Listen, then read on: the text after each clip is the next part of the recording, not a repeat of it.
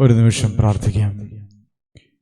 പിതാവും പുത്രനും പരിശുദ്ധരൂഹായുമായ ഞങ്ങളുടെ കർത്താവും ദൈവമായുള്ളവേ, അനുഗ്രഹീതമായ ഈ സമയത്തിനായിട്ട് ഞങ്ങൾ അങ്ങേ വാഴ്ത്തുകയും സ്തുതിക്കുകയും സ്തോത്രം ചെയ്യുകയും ചെയ്യുന്നു.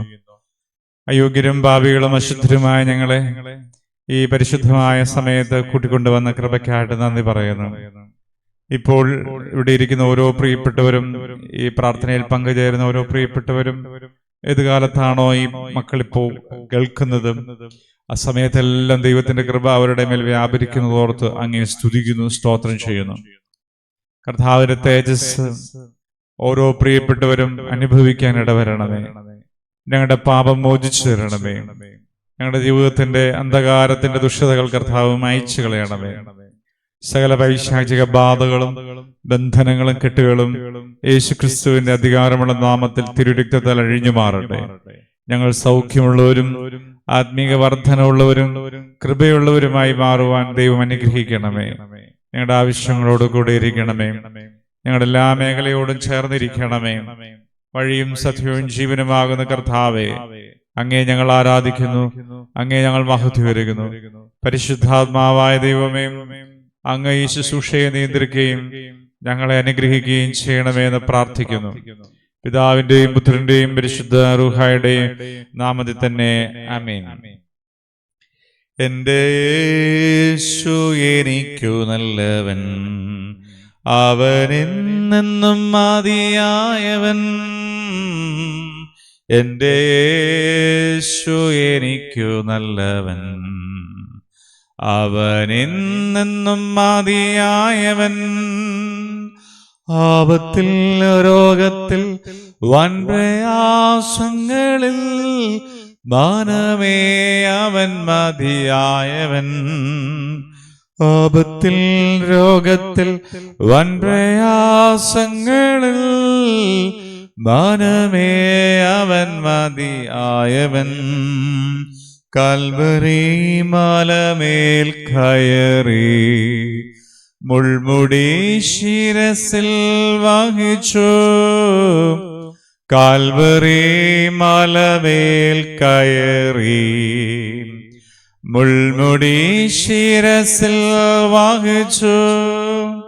എന്റെ വേദന സർവവും നീക്കി എന്നിൽ പുതുജീവൻ പകർന്നവനാ. എന്റെ വേദന സർവവും നീക്കി എന്നിൽ പുതുജീവൻ പകർന്നവനാ. കൊലോസ്യൻ ലേഖനം 2-ാം അധ്യായം 7-ാം വാക്യം പരിശുദ്ധാത്മാവ് നമുക്ക് ചിന്തയ്ക്ക് നൽകിയിരിക്കുന്നു.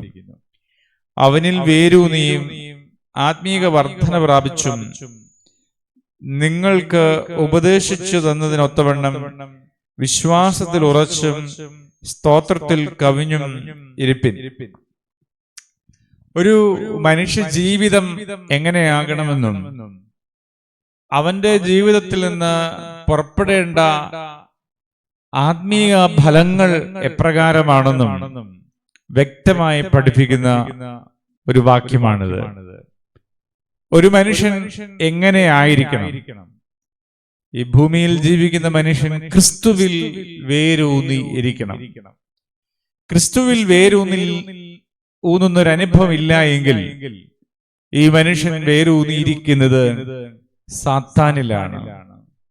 അവന്റെ ജീവിതം അവസാനത്തേക്ക് എത്തുമ്പോഴേക്കും സങ്കട കയത്തിൽ താന്നുപോകും. എന്നാൽ ക്രിസ്തുവിൽ വേരൂന്നവൻ നിത്യതയിലേക്ക് ചേർക്കപ്പെടും, വളർത്തപ്പെടും. അപ്പോൾ എല്ലാവരും ക്രിസ്തുവിൽ വേരൂന്നുക എന്നുള്ളത് വളരെ പ്രധാനപ്പെട്ട കാര്യമാണ്. യേശു ക്രിസ്തുവുമായിട്ടുള്ള നമ്മുടെ ബന്ധത്തെ നേരം പരിശോധിക്കുക. നിങ്ങൾ ആഗ്രഹിക്കുന്നുവെങ്കിൽ ഈ പ്രാർത്ഥനയുടെ അവസാനം നിങ്ങൾക്ക് വേണ്ടി പ്രാർത്ഥിക്കുമ്പോൾ നിങ്ങൾക്ക് യേശു ക്രിസ്തുവിൽ വേരൂന്നുവാൻ സാധ്യമാകും. ഈ ക്രിസ്തുവിൽ വേരൂന്നിയ മനുഷ്യൻ ആത്മീകമായ സ്വഭാവങ്ങൾ, ഫലങ്ങൾ, ശൈലികൾ പുറപ്പെടുവിക്കുന്ന വ്യക്തികളാകും. അദ്ദേഹത്തിന്റെ ജീവിതത്തിൽ ഉണ്ടാകുന്ന ഒന്നാമത്തെ കാര്യമാണ് അദ്ദേഹം ഉപദേശത്തിനൊത്തവണ്ണം നടന്ന് ആത്മീക വർധനവ് ദിവസവും പ്രാപിക്കുന്നവനായിരിക്കും. ആത്മീക വർധനവ് പ്രാപിക്കുന്നവനായിരിക്കും, ഉപദേശത്തിനൊത്തവണ്ണം നടക്കുന്നവനായിരിക്കും. നോക്കുക, വിശ്വാസത്തിന്റെ പ്രവൃത്തി ചെയ്യുന്നവനും വിശ്വാസത്തിന്റെ വാക്കുകൾക്ക് ഉടമയായിരിക്കും. അടുത്തത് എന്താണ്? ഇദ്ദേഹം ദൈവത്തെ നിത്യം ആരാധിക്കും. അപ്പോൾ ആത്മീക വർധനവ് പ്രാപിക്കുന്നു, വിശ്വാസത്തിൽ വർദ്ധിതമാകുന്നു, സ്തോത്രം പറയുന്നു, അതായത് ആരാധിക്കുന്നു, അഡ്വൈസസ്, പരിശുദ്ധാത്മാവിന്റെ ഉപദേശങ്ങൾ അത് സ്വീകരിക്കുന്നു, അനുസരിക്കുന്നു. ഇത്രയും ചെയ്യുന്ന മനുഷ്യൻ ആറ്റരികത്ത് നട്ടിരിക്കുന്നതും തക്ക കാലത്ത് ഫലം കായ്ക്കുന്നതും ഇലവാടാത്തതുമായ വൃക്ഷം പോലെ ഇരിക്കും. നിങ്ങൾക്ക് ഇങ്ങനെയാകാൻ ആഗ്രഹമുണ്ടെങ്കിൽ ചേർന്ന് പ്രാർത്ഥിക്കൂ. ദൈവം നിങ്ങളെ അനുഗ്രഹിക്കുന്നു. ഒരുമിച്ച് പ്രാർത്ഥിക്കാം. പിതാവും പുത്രനും പരിശുദ്ധ റൂഹായുമായ കർത്താവേ, ഇപ്പോൾ ഇവിടെ ഇരുന്ന് പ്രാർത്ഥിക്കുന്ന ഈ ജനസമൂഹത്തെ യേശുവിന്റെ നാമത്തിൽ അനുഗ്രഹിക്കുന്നു.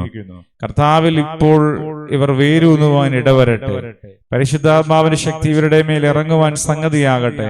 പാപബോധത്തോടുകൂടെ മാനസാന്തരത്തിലേക്ക് നടന്ന് ദൈവിക സൗഖ്യത്തെ സ്വീകരിച്ച് അശുദ്ധിയെ ഉപേക്ഷിച്ച് പാപത്തെ ഉപേക്ഷിച്ച് അന്ധകാരത്തോടെ യാത്ര പറഞ്ഞ് വിശുദ്ധിയുടെ തീരത്തെത്തുവാൻ ഈ ജനത്തെ അനുഗ്രഹിച്ച് പ്രാർത്ഥിക്കുന്നു. ഞങ്ങളുടെ ശരീരത്തിലും മനസ്സിലുമുള്ള സകല ദുഷ്ടതകളും ദുരാത്മാക്കളും യേശുവിന്റെ അധികാരമുള്ള നാമത്തിൽ വിട്ടുപോകട്ടെ.